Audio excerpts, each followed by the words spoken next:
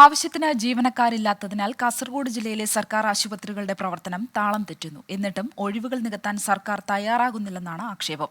ജില്ലയിൽ 72 ഡോക്ടേഴ്സ് ഉൾപ്പെടെ ആരോഗ്യവകുപ്പിലെ 301 തസ്തികകളാണ് ഒഴിഞ്ഞുകിടക്കുന്നത്. ആരോഗ്യവകുപ്പിന്റെ ഔദ്യോഗിക കണക്കനുസരിച്ച് ജില്ലയിലാകെ വേണ്ടത് 2177 ജീവനക്കാരാണ്. എന്നാൽ നിലവിൽ ആരോഗ്യവകുപ്പിന് കീഴിൽ ജോലി ചെയ്യുന്നത് 1876 പേർ മാത്രം. ഒഴിഞ്ഞുകിടക്കുന്നത് 301 കസേരകൾ. വിവിധ ആശുപത്രികളിലായി 323 ഡോക്ടേഴ്സ് ആവശ്യമാണ്. എന്നാൽ നിലവിലുള്ളത് 251 പേർ മാത്രം. 72 ഡോക്ടേഴ്സിന്റെ കുറവുണ്ട്. സർക്കാർ ആശുപത്രികളുടെ പ്രവർത്തനത്തെ കാര്യമായി ബാധിക്കുന്നത് ഡോക്ടേഴ്സിന്റെ അഭാവമാണ്.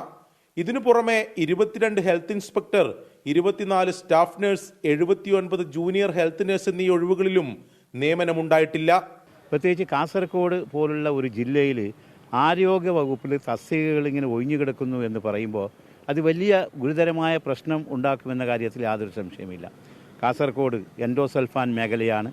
അതുപോലെ തന്നെ കോവിഡ് കാലത്ത് ചികിത്സ ലഭിക്കാതെ എത്രയോ ആളുകൾ പിടഞ്ഞു വീണ് മരിച്ച ഭൂമിയാണ് കാസർഗോഡ്. ഇപ്പോഴും ചികിത്സയുടെ കാര്യത്തിൽ വളരെയധികം പിന്നോക്കമാണ്. കാസർഗോട്ടേക്ക് നിയമനം ലഭിച്ചാൽ ഉദ്യോഗസ്ഥർ വരുന്നില്ലെന്നാണ് സ്ഥിരമായുള്ള വിശദീകരണം. 4 മാസം മുമ്പ് മുഖ്യമന്ത്രിയുടെ നിർദ്ദേശപ്രകാരം ചീഫ് സെക്രട്ടറിയുടെ നേതൃത്വത്തിൽ സർവീസ് സംഘടനകളുടെ യോഗം വിളിച്ചു ചേർത്തിരുന്നു. എന്നിട്ടും പരിഹാരമായില്ല. ആരോഗ്യവകുപ്പിന് പുറമെ ജില്ലയിൽ വിവിധ വകുപ്പുകളിലായി 1500-ലധികം സർക്കാർ ജീവനക്കാരുടെ ഒഴിവുകൾ അതേപടി തുടരുന്നുവെന്നാണ് കണക്ക്. 24 കാസർഗോഡ്.